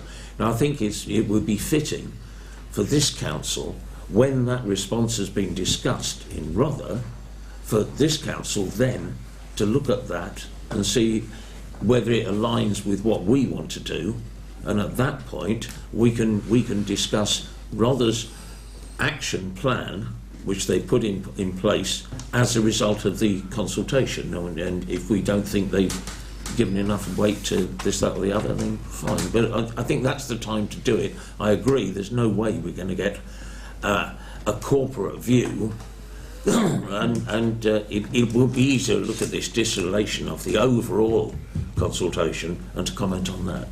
Okay. Councillor Jacklin. Could we agree to write something that essentially reflects what we're doing, which is that the Town Council are happy to continue working with Rother to ensure that services are continued to be provided to residents on a devolved basis? We could. Councillor Say, did you have something? Yes, I think so. So what Councillor Byrne's saying is that if we did, because Councillor Plym said obviously if we write to them, let them know that we're not happy with the increase or the charges on the car parks, as you said, that they do listen to. It would be interesting to put something forward and say that I think most councillors here would agree that we shouldn't be charging for the parking, to actually see that what their response is. If they're saying that they do listen to us, that I think most councillors here would agree that we wouldn't want parking charges to be put into the free car parks. That maybe we let them know, and that should go forward. Councillor Carroll. I think we need to make a bit of a noise somewhere, because I've reached out to one of the Sidley Rother councillors on the 18th of October with a promise of we'll work with you to work this out. I've had no response back in that timescale to today about that, yet they're out petitioning, doing photographs and everything, so they're not prepared to work with Bexhill Town Council. They're the ones closing them and doing petitions to keep them open. Doesn't quite make sense, so I think we need to put something out there to say where we are. In my opinion, it almost suggests that if we don't give feedback to them that we object to the charging of the free car parks, we're agreeing to it. Well, unless we object to it, and it's our opportunity. We've got to the 10th, so if we do nothing else corporately, we have to. Do we not? Otherwise, we're agreeing to it. We also need to be the voice of the people of Bexhill. Yeah. So I think we put that forward, as Councillor Byrne said, is that they do listen. So hopefully, if we put that forward, they will listen and not put the parking charges there. And we'll see if they do listen, because that will prove it then if they do listen or not. And anything else has to be passed tonight. Councillor Russell. I was going to say, just as a corporate body putting forward one dissatisfaction about car parking, I think is really poor and makes us look like we no idea what we want to do and we just need to fill out a box because of the name. If all councillors took 3 things and filled out that consultation in their own right, with the points that affect their ward, you'd have 54 respondents respond on 54 different topics, and from one body with one piece of feedback about car parking. There's no motion on there to say it's just for information, but it's been out 6 weeks. I'm not confident in putting forward anything tonight from this council to take on this consultation. Councillor Sanders. I do agree with Councillor Wilson. If we don't say anything, then we're agreeing to it. But I also see Councillor Byrne's point of view. Let's see what the consultation comes back with, see what the feedback is from everyone, and then act upon it, willing to do something. By going, Bexhill Town Council don't approve your proposals for car parking, what about the other 200 issues? Why is Bexhill Town Council not put them forward? Because you rushed it forward in 10 minutes in a meeting tonight. So has anybody else observed any other issues that they have from the consultation that's been out 6 weeks and was on our summons last week? Because I replied to an individual 4 weeks ago. I was just going to say, let's not lose sight of the fact that it is a wide-ranging consultation. And I don't think it shows us up in a bad light to say that as a town council, the first thing we could all agree on was car parks. And we've all, or most of us I'm sure, have replied to all the other headings as individuals.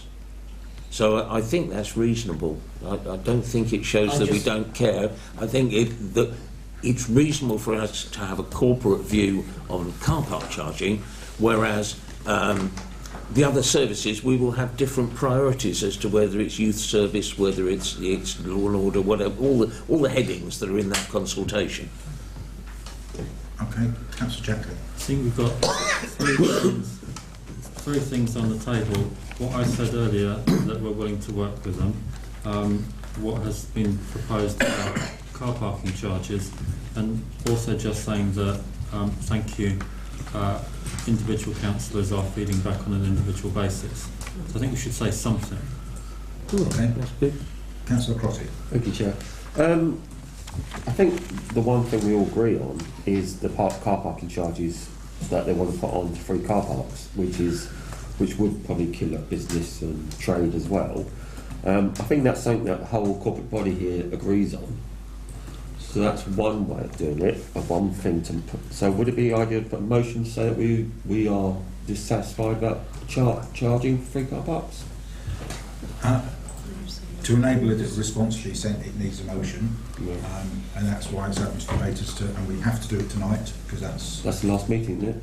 Yeah. But should the first motion be that we do a response or not? Probably. Yeah. Okay. Can I propose that we respond? Do we have a seconder? Second. Councillor Timpey. All those in favour of a response corporately? 1, 2, 3, 4, 5, 6, 7, 8, 9, 10, 11, 12. Right, that's carried. We're going to make a corporate response. What is that corporate response? Councillor Crotty. Mr. Chair, well, the motion I was going to say about is that we do not approve of RDC charging for the car parks. Okay. For the free car parks. For the free car parks, yes. Okay. That are free. Car parks that are free at the moment. So that's one thing. Anything else that people wish to feed back? Councillor Jacklin. Do you want me to repeat what I said earlier on? Yeah. Probably, because we've moved on to the second part of it. The Town Council is willing to continue working with RDC to ensure the provision of services to residents on a devolved basis. So should it be something like the protection of non-statutory services. Yeah. To support the non-statutory services. Yeah, perhaps the clerk could. The devolution of. It was resolved to respond to the consultation. The Town Council will state that it's willing to continue working with RDC to ensure the protection of, not use provision then, the protection of discretionary? Discretionary services to residents on a devolved basis. Yeah.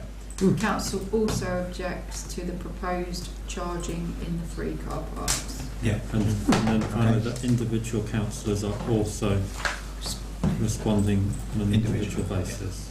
Okay. Councillor Flynn. I would just like to add, probably at the start of that this council acknowledges the incredible financial restraints that the district council are under, because they are under incredible restraints that we're not under here. So I'd just like to, I think we should acknowledge that. Yeah. Can you insert that in the You want to acknowledge that they're... We acknowledge the considerable financial restraints that the district council are under. Sorry, say again. We acknowledge the considerable financial restraints that the district council find themselves under. Constraints. Constraints. Yeah. Yes. Constraints. Sorry.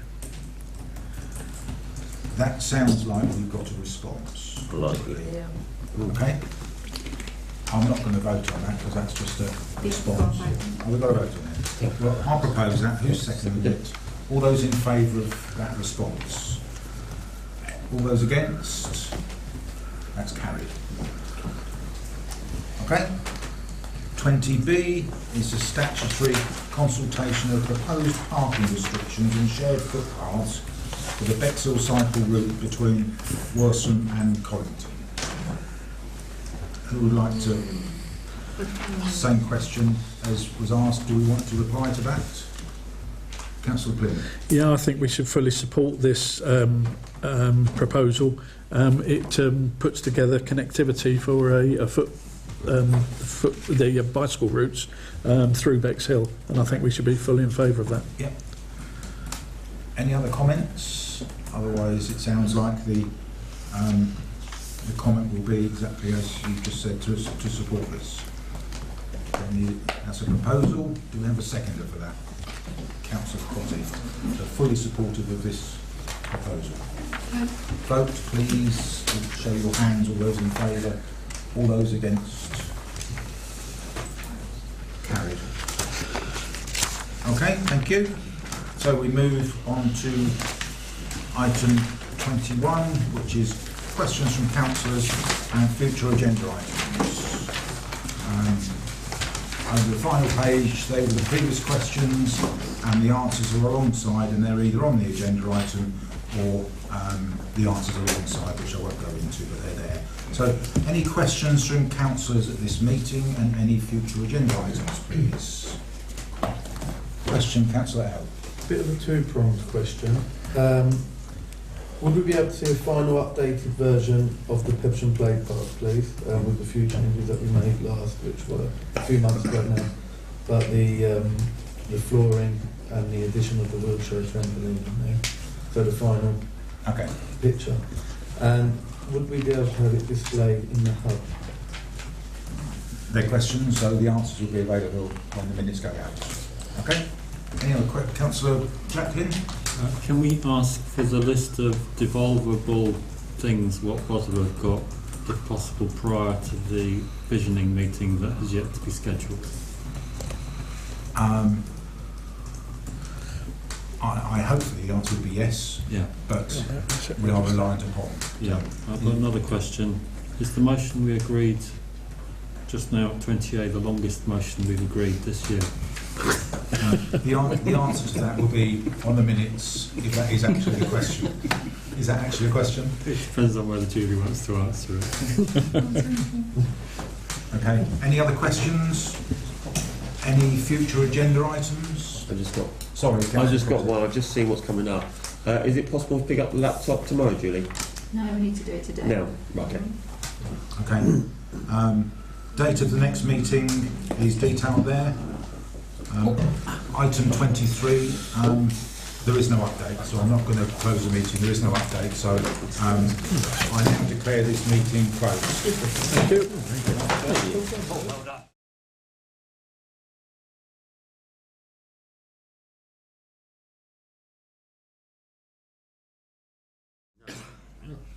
Right. 16 pages. I do call the Bexhill-on-Sea Town Council Planning and Development Committee meeting of the 18th of December duly started. We have no members of the public, so we'll shimmy straight on to item 2, which is to receive apologies for absence. I don't believe we've got any apologies for absence, so we'll go straight on to item 3. Does anyone have any declarations of pecuniary or non-pecuniary interests? Councillor Byrne? Member of Rother District Council. I will also declare the same interest. Item 4 is Chair's announcements. There are no Chair's announcements. Item 5 is to approve the minutes of the meeting of Wednesday the 27th of November 2024. I assume we have all received and read those minutes. Could I please have a show of hands to approve to sign those minutes off? Thank you very much. I shall sign.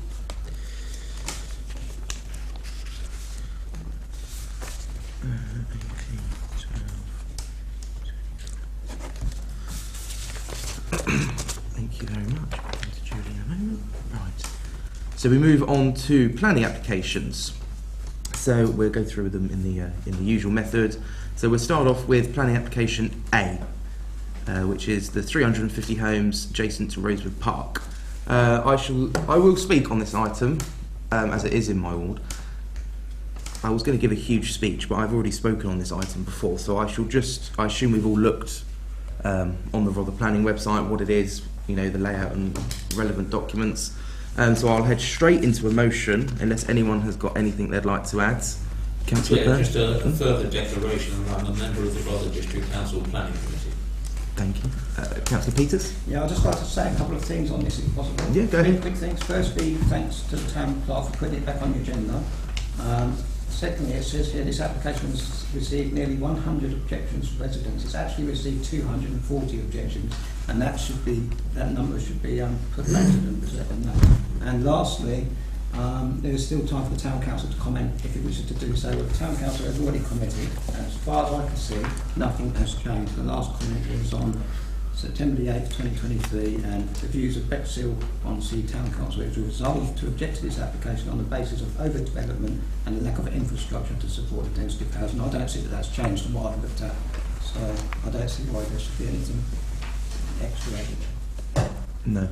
My motion was going to be just to resubmit what we've already said. I'm not... maybe it's me being naive, I don't know. I'm not 100% sure why it's back on the agenda, unless anyone else can add, but I'll second what Councillor Peters has said, that we just stand by our previous comments previously. I don't think we need a motion for that, seeing as we've already made those comments. So if anyone else has got anything to add, I'll move straight on. Councillor Plym? I've just got an observation. Yes, there are a considerable amount of people objecting to this planning application. There were a considerable amount of people objecting to the Rosewood estate. And the vast amount of these objections come from people that are living in Rosewood estate. It's a shame that this is what happens when developments are made. People move into new housing, they look around them, they think this is lovely, but the developers haven't finished developing and utilising all the land around them. Now the problem is, all these houses are being built, but the infrastructure is not being built with them. Coneybarrow Lane, Sandhurst Lane, they're all old country cart lanes.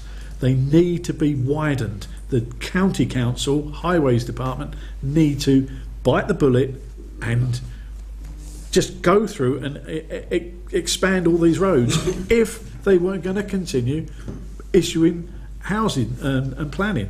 I fear that that's not going to happen, and so for that reason I will object to this planning application and fully support the rejection we made previously. The roads round there are not viable for the amount of housing that's going in there now, let alone the proposed 350 houses that are going in there. Thank you, Councillor Plim. So we'll move on in the usual manner. Oh, Councillor Thomas? Yeah, it's not just the roads though, it's absolutely everything. And as I've said before, Bexhill is developing into a complete new town on a piecemeal basis without the infrastructure, without a total plan of how to do it, including, as Councillor Plymouth said, the roads. It's everything. Yeah. Okay. So is there a resolution? I think the resolution is just to stick with what we said. I think Councillor Peters is proposing, and I'll happily second that. So what's your proposal? That the statement remains the same as what it was in the 8th of September 2023, which was it was resolved to object to this application on the basis of overdevelopment and a lack of infrastructure to support the density of housing. Councillor, no? Okay, so I seconded that, so could I have all hands to approve that? Unanimous, thank you very much. So item B, C, D, E, F, G, H, I, J, K, L, M or N. Okay, there's no comments on any of those. So item 7 on the agenda is planning decisions by Rother District Council since the last meeting. So I assume we've all had a look at them. Has anyone got any comments on any of those? Okay. We'll go on to item 8 is to receive an update on the neighbourhood plan from myself and Councillor Plim. I don't think we've got an update, have we, since the last meeting when we provided an update. Item 9 is motions from councillors. There were none. Item 10 was committee actions. There were none. Along with item 11, correspondence, there were none. Questions from councillors. I asked a question last time, which the clerk kindly answered. Item B of 12 is to receive questions on future agenda items. Does any councillor have any questions or future agenda items they'd like to add? No? Okay. So the last item is to note the next dates of the next meeting is Wednesday the 15th of January, and all I shall say is Merry Christmas and see you next year. Happy Christmas. Close. Thank you, Chair.